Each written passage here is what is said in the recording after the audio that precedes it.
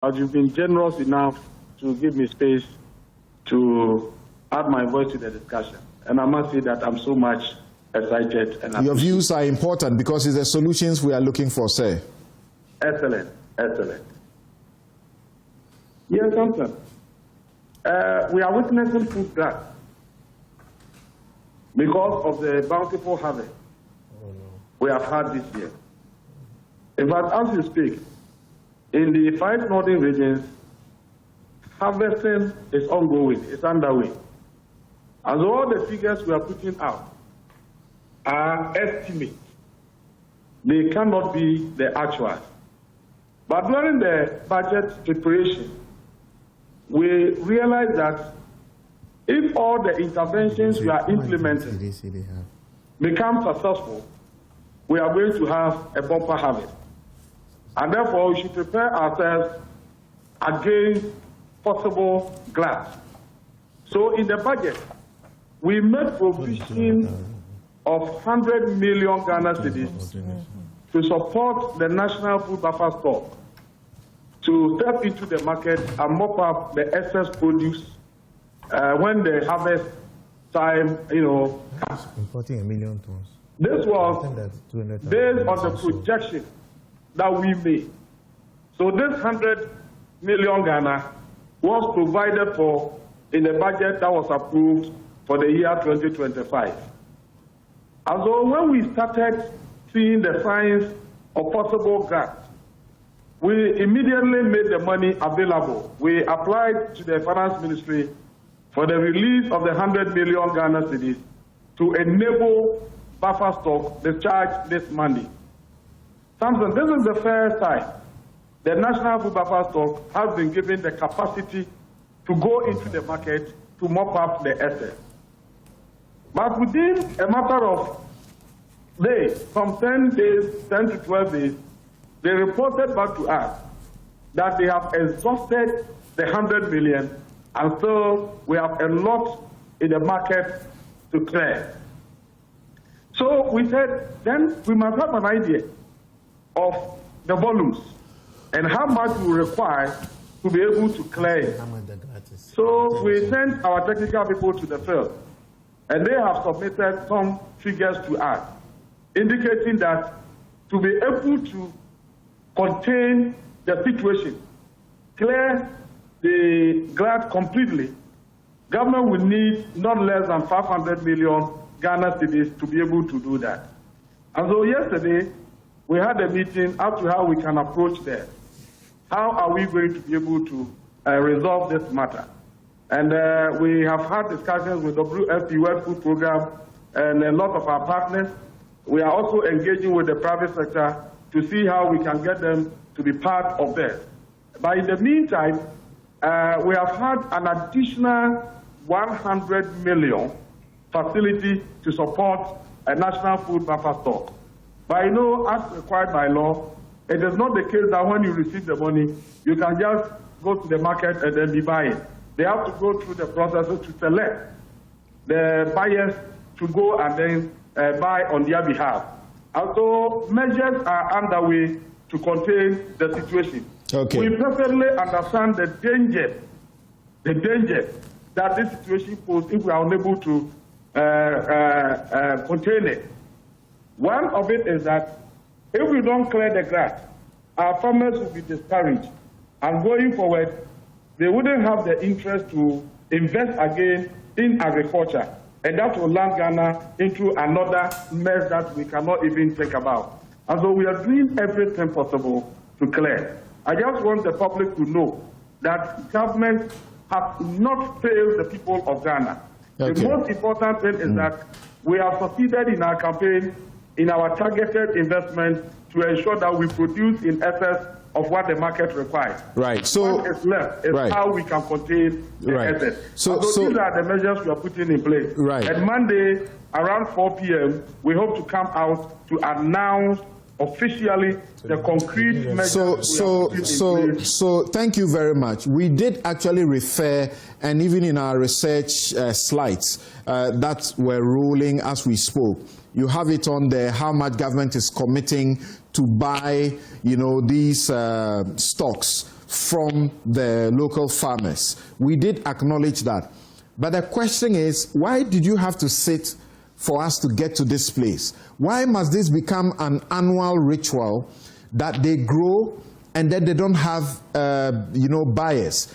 And in the meantime, a part of their concern is that the price at which you are buying it doesn't make economic sense for them because they are going to lose. What do you say to that? Okay, Samson, we did not sit in the ministry and determine the price for them. We formed a committee to determine the price, including the leadership of their association.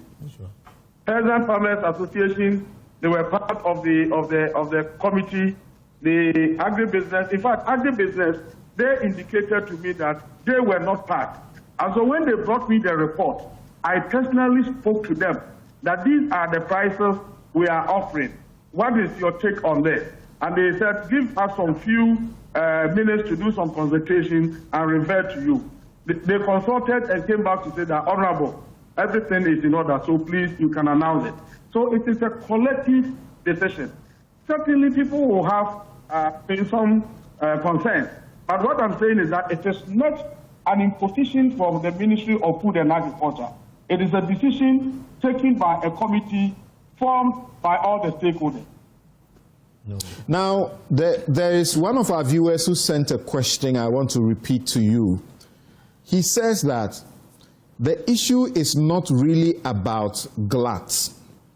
He says there is no rice glut in Ghana. Let it make sense. Why ports are still open for rice in a country crying over so-called glut? Perhaps what we are experiencing is a poor leadership glut. This is Emmanuel J. Bequin. What are you doing by way of policy? At the time you are buying from these local growers, our ports are open and all the junk is being brought in. Yes. Samson, it is because of the huge gap between demand and supply. You know, at the end of 2024, when we were handed over power, we saw the figures. Ghana's demand for rice, as we are told by the record, is estimated beyond 1.5 million tons. And production is hovering around 650,000 tons. And so the gap is so huge. And so if you put the ban today, and you are unable to produce so much to meet the demand, you have occasioned another challenge that you cannot resolve. So what's your blueprint?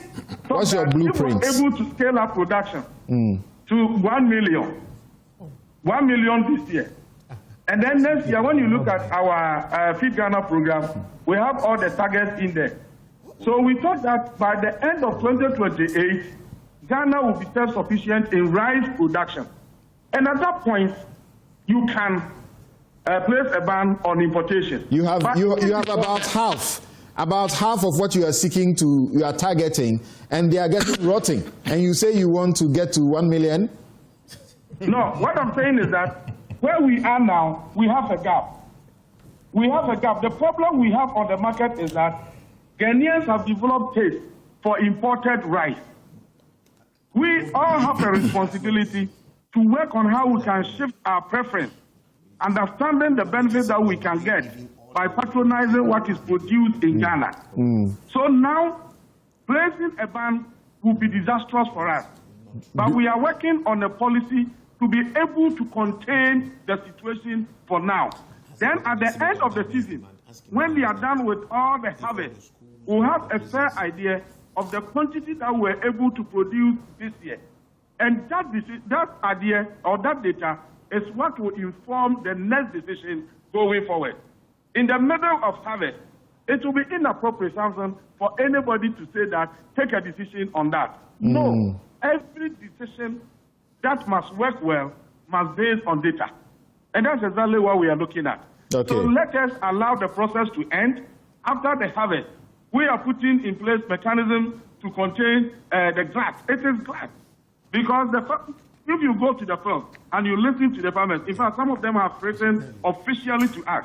And it is not only about rice and then the maize, soya beans that you are talking about. Okay, so you make a fair point. You make a fair point about when you are bringing your intervention to look at a fresh start. But in the meantime, this is what you are doing. Yes. Do you, as a government, have the estimates for consumption for our schools, for our prisons, for the police, among others? At least this is where you could mop up all of these for. Yes, some specific directives have been issued to ministries to act. The Ministry of Education has been directed by the President to ensure that all the food that is served to our students and all the food that is served to our inmates, the prison inmates, is bought from local sources. The President has further directed that in order to clear the egg glut that we are witnessing, because the egg farmers have petitioned, we have interacted with them, and they are also complaining egg prices are falling so low that if they are not careful, they cannot even recoup their investment. And that will be a huge disincentive to engage in further production. So the President said that Ministry of Education should ensure that they buy the excess produce to support the school feeding program. That's why I'm saying that a lot of interventions are underway to contain the situation. So how much, for example, do the schools need? How much? What is their consumption rate? In fact, that will be determined by the Ministry of Education. They will have that data. Minister, they will have that data. As for the school one, I wouldn't have it now. No, but they will Minister, have it. This is not acceptable from a policy stance. You should be able to estimate that demand, that you can actually put government effort and policy to back. If at this stage you are telling me you do not know the demand from schools or government-driven demand, that's a big problem at this time. You can't even tell the impact of your intervention. Listen to me and understand it first. This is a situation we have witnessed now. No, Minister. The directive was issued to the ministry yesterday, and I was there, I was privy to the discussions. So it is the Minister for Education who will have information relating to the number of schools they are feeding, the quantity of food they need to supply them. That is not the responsibility of the Minister for Food and Agriculture, who has the responsibility to produce the food. And that's why I tell you that one can be provided by the minister handling that. But from policy perspective, we have the policy document available.